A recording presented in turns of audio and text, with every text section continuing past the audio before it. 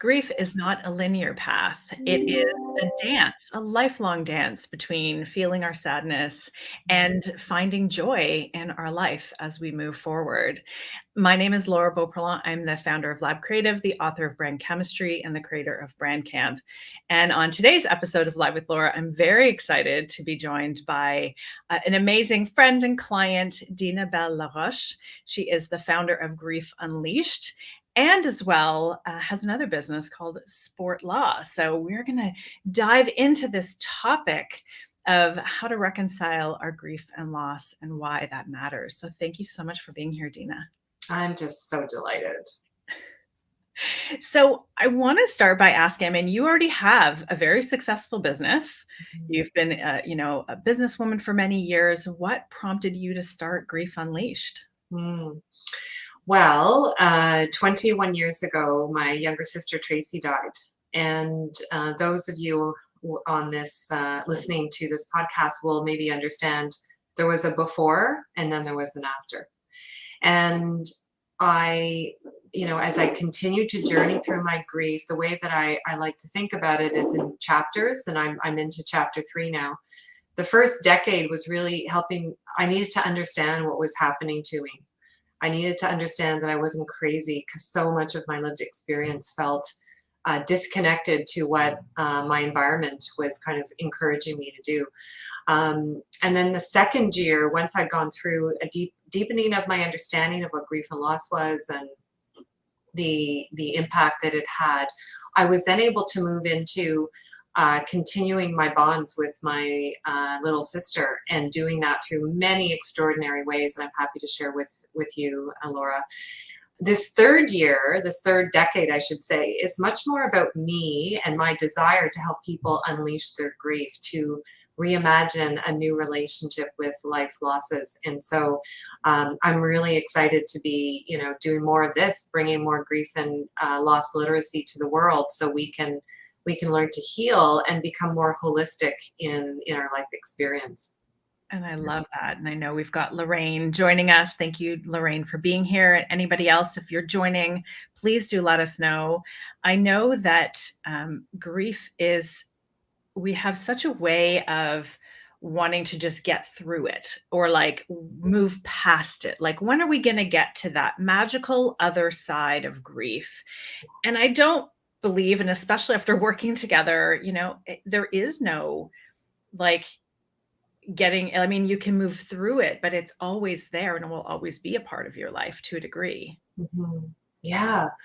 So when did we start thinking that being rewarded for forgetting our loved one was actually an outcome that made any sense?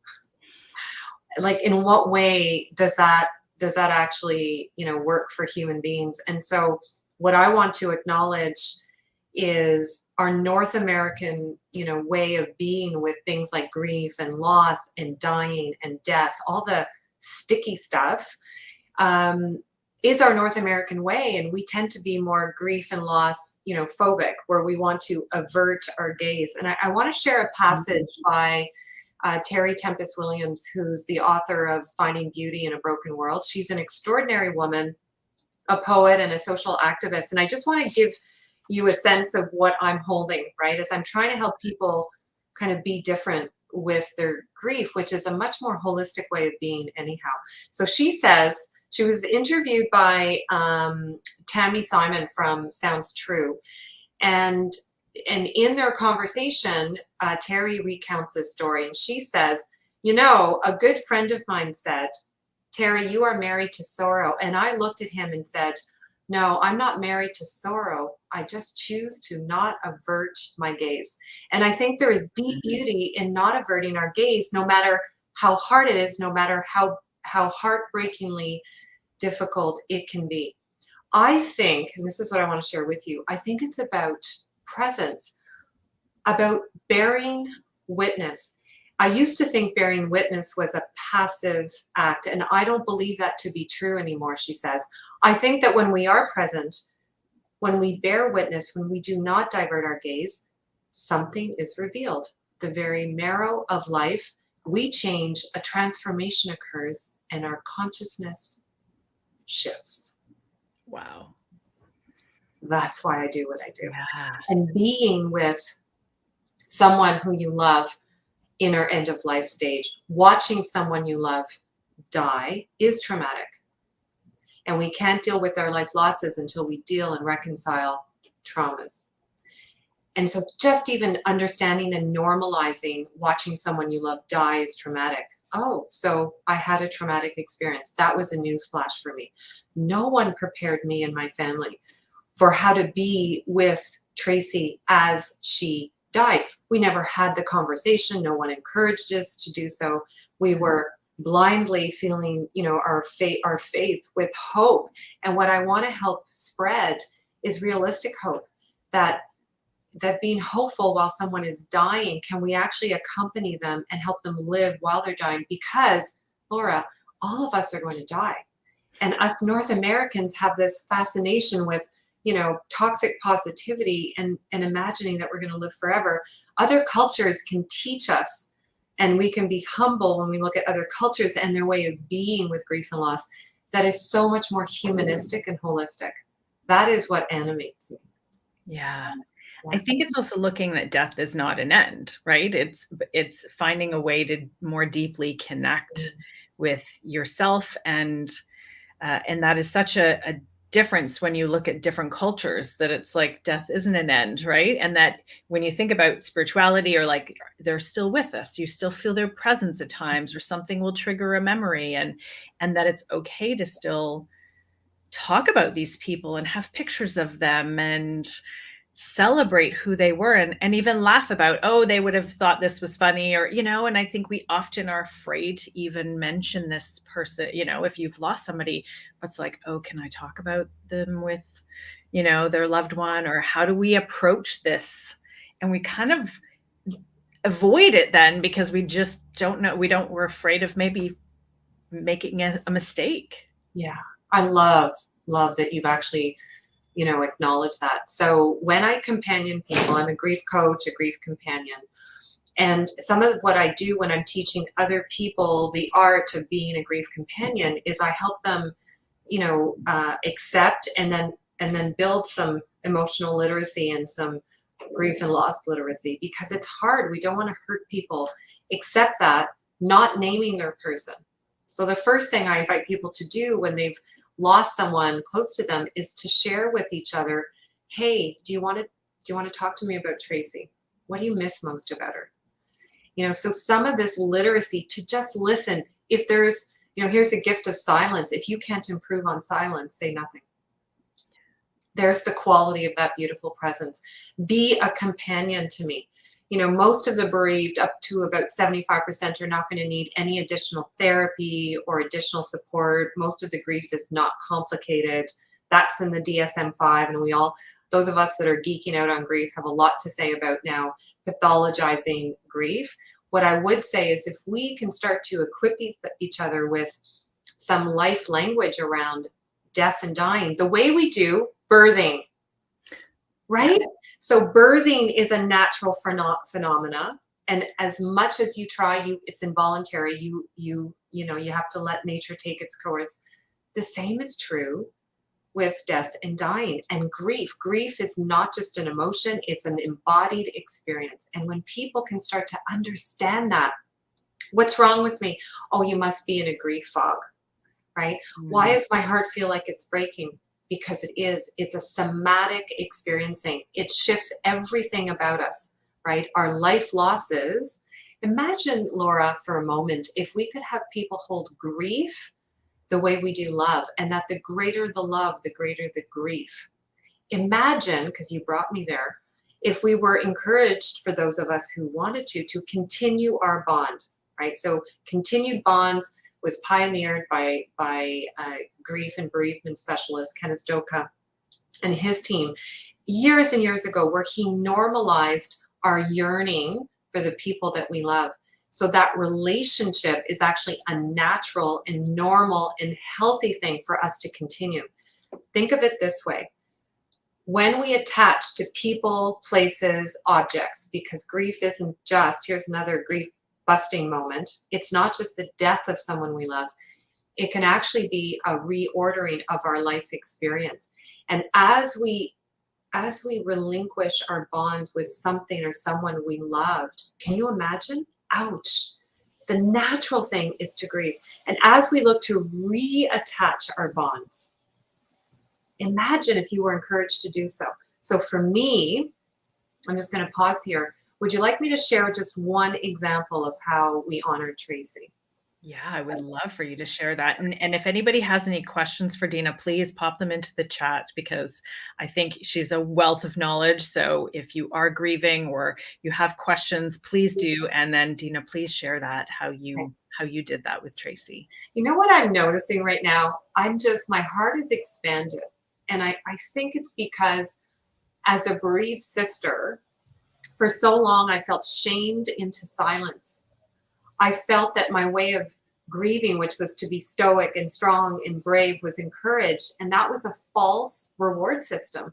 Mm, Deep inside of me, I felt fractured and alone and isolated in my grief. And despite people's attempts to want to offer and be supportive, it was only when I started doing the work, the real work of grief, that I started to feel more integrated.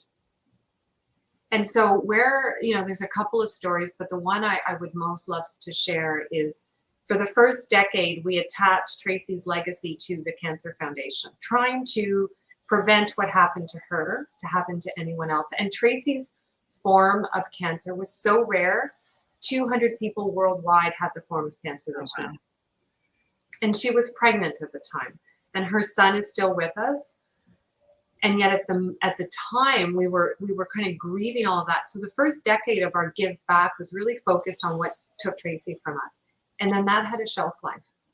yeah. We took some time, and then Laura, I was in Nicaragua with a group of athletes, and I share this in my book. And when we stepped onto the land and into a classroom that was being built in honor of a young woman who had died tragically, I actually had a physical experience. I remember kind of collapsing, and my soccer athletes surrounded me. They were young, they were like 14 at the time. And they looked at me and they're like, Coach Dina, what's going on? I said, I think I found Tracy's home. Like, her legacy is going to continue here. So there was something about the people and the place of wanting to imagine, a way for kids to have education and honoring Tracy in that way. That was filling my heart with so much hope and possibility. And do you know, talk about extraordinary events. When I arrived back home, I said to my parents, I think I found, Tracy's legacy, like version 2.0. And as I shared this with them, we were doing all kinds of fundraisers. 2 weeks after we claimed that we were going to work with this community to build a library, my mom gets a phone call from Tracy's former employer. And I just want to situate this for your listeners. This was now 12 years after Tracy had died. Wow. Out of the blue, her employer calls my mom and says, Mrs. Bell, I don't know quite how to tell you this, but there's some money left over from Tracy's insurance, and you're named as one of the recipients. We don't know how this fell through the cracks. What do you think my mom did with that money? She donated it to the build in Nicaragua. Yeah. So Tracy herself, it felt like she was waiting. And in my book, I say I took that as a sign. Yeah. Like, thank you, Dina. So out of that came 2 libraries, 2 classrooms. And I just came back from up north because of the political unrest in Nicaragua. The charity that my sister's project lives under is called Schoolbox. And their mission is to make education possible. So we brought the charity back home. Now Tracy's legacy continues in an outdoor Indigenous learning center, the first of its kind, through the partnership with Schoolbox and Treaty 3, the principal in the school in Kitsig, in near Kenora. And now Tracy's legacy is going to be to support an outdoor Indigenous learning library where kids can go in and land-based and understand, all kinds of cool things. And to see my sister's legacy, be a beacon of hope in some really dark times around as we grapple with truth and reconciliation. It's like, I just feel so grateful. Yeah. It's a beautiful thing that you've created for Tracy and for you and for your family and for her son. It's really wonderful how you've kept her legacy alive. And it's not just about preventing somebody from, the cancer, like, because I think that's where a lot of people focus. Like, you want to focus where, she died of cancer, therefore we want to donate to that cause. But there was a real beautiful shift in your thinking. And I love that. Yeah. I love it.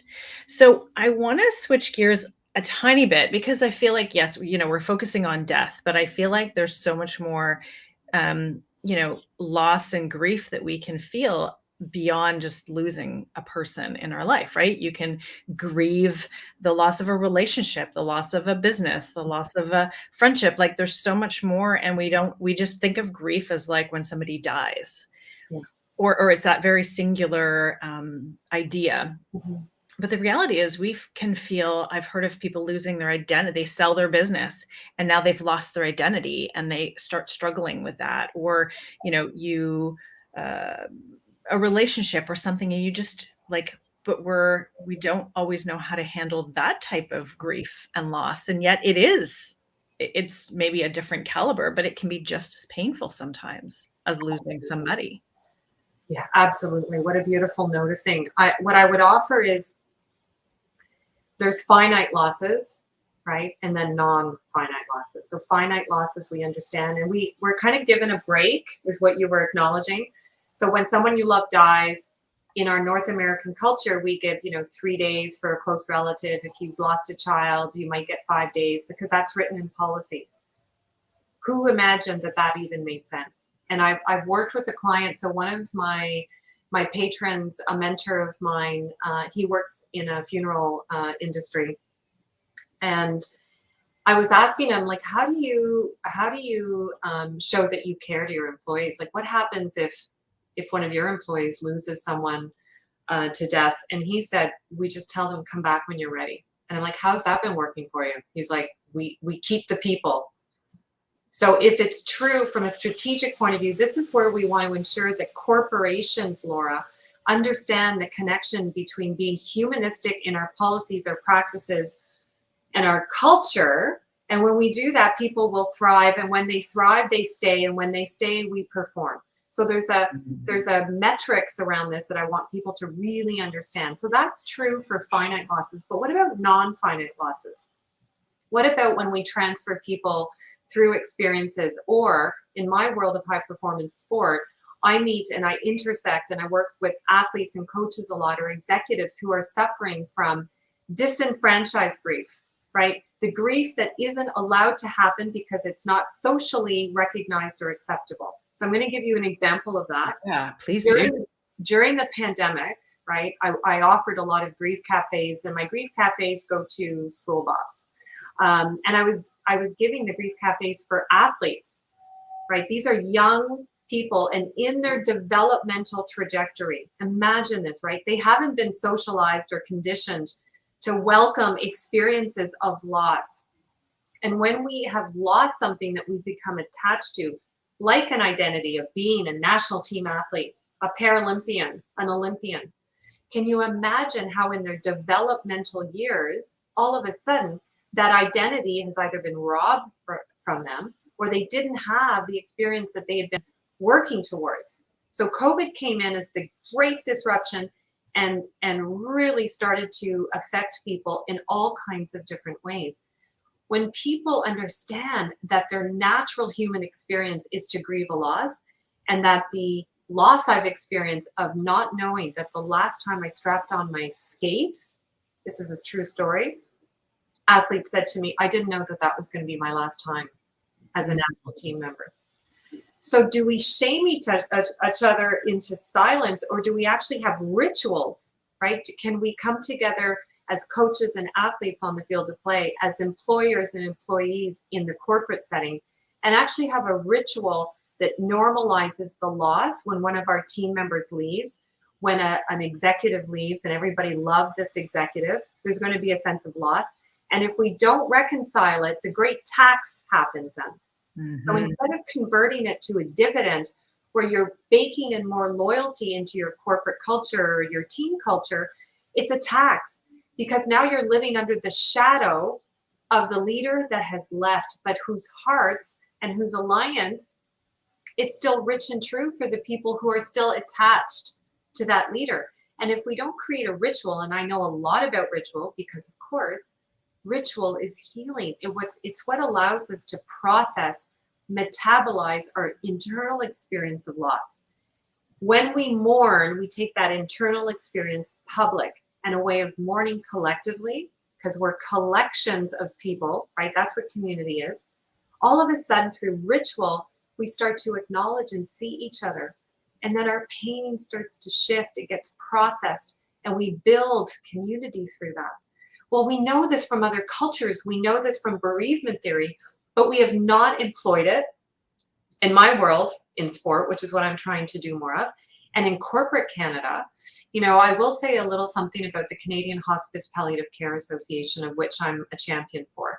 What they are doing, they've created an incentive program, if you will, and it's called the Canadian Compassionate Corporations. And what they're trying to do is equip corporate leaders with the knowledge around grief and loss literacy, which is why I'm a champion for them, and to normalize death and loss and other life experiences, and to start to create a shift in how the current policies are playing out. And as my friend in the funeral industry said, I'm just trusting my people. And lo and behold, they stay. And when they stay, we perform. So Amazing. A little bit of a long-winded way. Yeah, we've got a great comment from Lorraine. She said, we do that and it's such a lovely gift to their team. Amazing that you offer TTO. I don't know what that stands for. Of a time.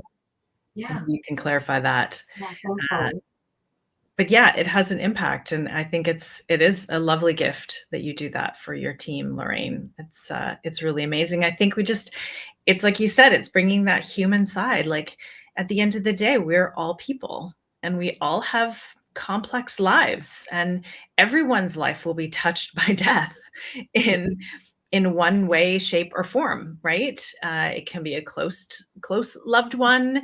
I lost my assistant, Sheena, a number of months ago, March 3rd of this year. And Dina, you were one of the first people that I called because I knew that you could support me. I'm getting a little teary-eyed because I don't talk about her very much anymore, but she's still very much like in my thoughts. And we talk about her from time to time too. And I see her photo and I'm reminded of how beautiful of a young woman that she was. And I really appreciate you supporting me through that. And I will say her name. I will say Sheena, and I will, think about her, and I will not, even though I felt like, am I, my gosh, I'm getting emotional about it, but okay. Who am I to grieve the loss of somebody that I only knew her for 8 months, and we had never actually met in person. We only worked virtually. And like, I almost had this feeling of like, who am I to grieve this? And I remember you walking me through that. I think it's just a beautiful thing to continue to say people's names and not lose that connection, no matter how long or short, because I think people come into our lives sometimes for a very short period of time. Yeah. And those people can have just as big an impact on your life as somebody who has a long, time in your life. Of course. So if there are some tenets, that principles, if you will, that people are walking away from, it's speak their name. The greatest gift someone could say to me after Tracy died was, how's your family and how's Tracy's family? Speaking her name as if she still mattered. So I love that you've talked about Sheena here. And when someone, young dies, there's an added kind of layering around that, right? It feels like what we call an out of order death. Mm-hmm. When someone older passes away, we tend to kind of say, well, they lived a long life, and we put context around it. So I just want to really disturb that kind of very North American way of being very transactional. So young people die bad, older people die, well, they've had a long life. Like, when you put it that way, it sounds very transactional. And we do this, right? Our North American relationship tends to be really competitive. So even as you were talking, you're like, well, who am I to grieve someone who I only just got to know maybe a year? And it's like, well, remember what I said to you? Who are you not to? She Mm. was a beautiful life. You had formed an attachment with her. She was young, and it was a tragic ending of her life. So why wouldn't we grieve that experience? And if there's one thing that any of you walk away from, let us not compete with each other in our most vulnerable moments when someone you love dies, or when you're grappling with an experience that separates your identity, right? Where all of a sudden you could be a CEO and you've done this succession plan and now you're no longer a CEO. So who am I now? So how can we start to reimagine and not start to compete with each other in our moments of grief? And that happens all the time. So Mm. she lost a child, so I don't want to burden her with my story of my grief. We start to create separation when really what we want to do is understand that grief and loss will be a part of our human existence. And if we can learn some of the companioning muscles that I'm trying to support, me, and there's a whole bunch of other people that speak this love language that I have. It's not just me. What I'm trying to do is create the literacy required so that as a community, we can start to be more generous with each other when we are suffering. And remember, Laura, when you and I were connecting last year, because I was trying to bring this brand into the world, trying to birth it, right? Yeah. I remember, kind of creating 3 different ways of being with loss. When we're anguishing, right? Anguishing, I'm internal, I have this experience, what's wrong with me? I'm just in so much pain that I don't know how to get through it. When you keep working on your grief, you move into kind of like a languishing period where I can do my life work and my grief work, and I'm feeling a mixture of sadness, maybe there's some joy and gladness there. And then when we keep working through our grief, which is a lifelong experience, we might actually move into a flourishing experience. And that's where I'm starting to experience this access to such profound joy, because it's the same side, or it's a different side of the same coin. Grief on one end, joy on the other. But if we cap our grief experience, we're going to cap our capacity to feel that profound joy. Mm. That's such an interesting way of thinking about it, right? I think most people think the only way I can feel joy is if I just push down this grief. But you're actually saying that you have to actually uncap the grief. You have to unleash the grief in order to really feel the level. No. I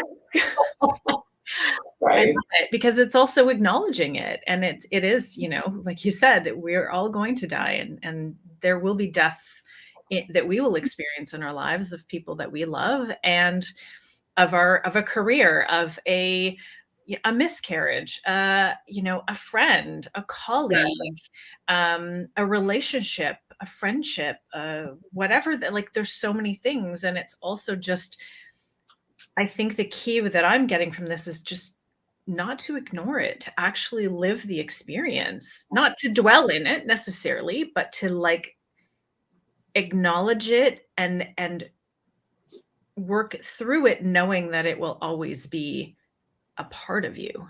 Yeah. So beautiful. And there could be a part 2 to this, because Mark Nemo, who's a poet, prolific writer, he wrote this gorgeous poem that I cited in my book, and he says, everything is so beautiful and I'm so sad. That is how the heart makes a duet of wonder and grief. Mm. Same coin, 2 different sides, right? So everything's beautiful and I'm so sad. And so this is the poem called Adrift. And what you're speaking to is people's coping styles. So there's another offer, an invitation for people to become more literate around my way of coping, right? Here's my way of coping when I'm really struggling with something, and your way of coping is different. So how can you teach me how to support and companion you if I don't even know anything about coping? If I'm not even awake and aware and conscious of my coping style. So then we get into, this is interesting, around family systems and dysfunctions. In moments of deep, deep grief, people revert back to their way of coping, what feels true for them. And what I'm trying to offer when I work with clients is, so your way is your muscles. You've been investing in certain muscles for a long time, and they're partial. can you also expand your way of coping? You know, so for instance, my way of coping is more masculine. Projects, research, let's build a legacy project. Right. I was not wearing my heart on my sleeve. I was not crying openly. Other people are more emotive. They're intuitive grievers where their internal world needs to be expressed externally.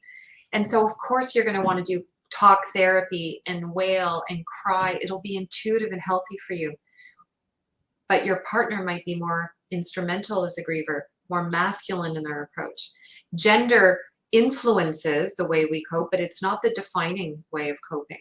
You know, we get rewarded over time. So when I work, especially with couples who are like competing with each other in their coping style, when they understand that their coping style is just a coping style, and maybe they can start to increase their way of coping so they have more holistic approaches to choose from.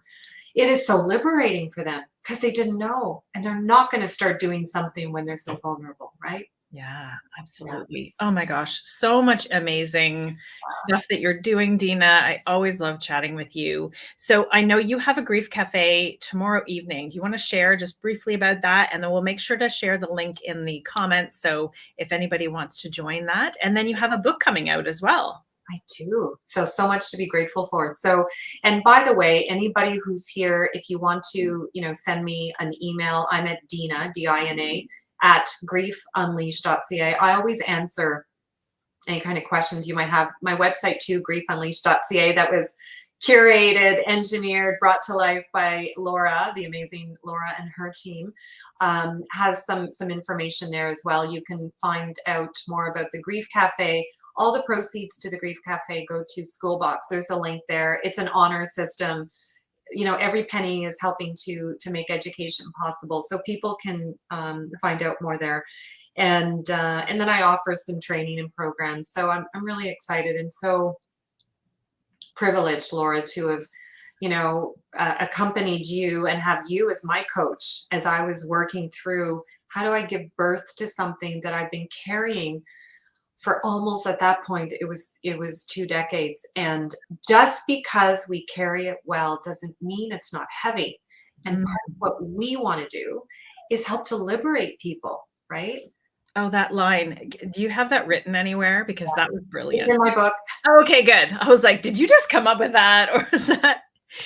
Yeah, just because we carry it well doesn't mean it's not a heavy burden. And as Megan Devine, she's one of my favorite grief authors.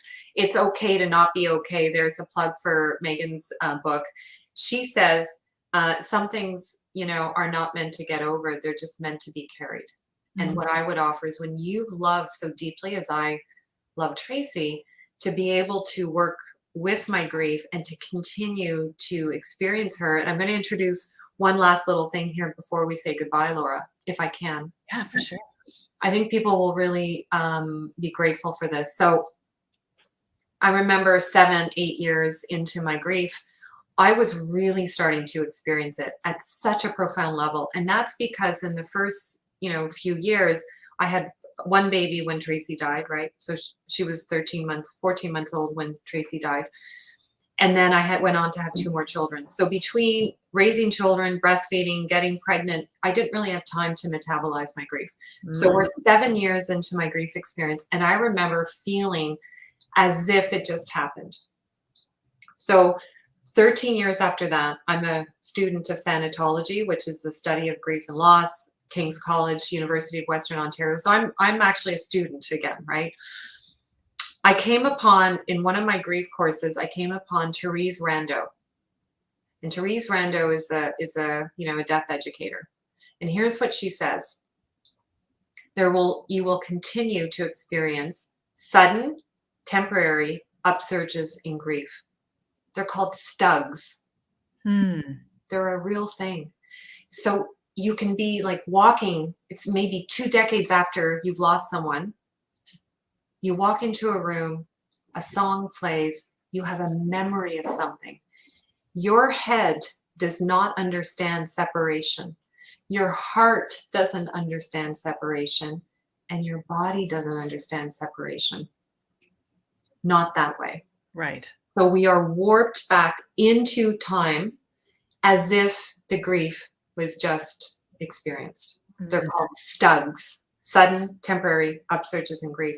We will carry those for the rest of our lives.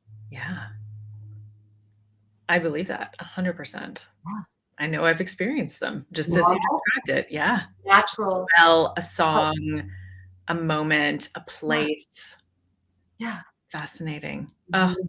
thank you for leaving us with that, Dina. And thank you so much for being here and sharing your wisdom. We'll make sure I shared some of the links, and we'll make sure to share those as well on LinkedIn because they didn't seem to translate over when I posted them in Gosh, the comments. So we'll make sure to add those for those of you tuning in on LinkedIn. And thank you all for joining us. And again, thanks, Dina. thank you to everyone. Okay. Bye. Bye, Laura.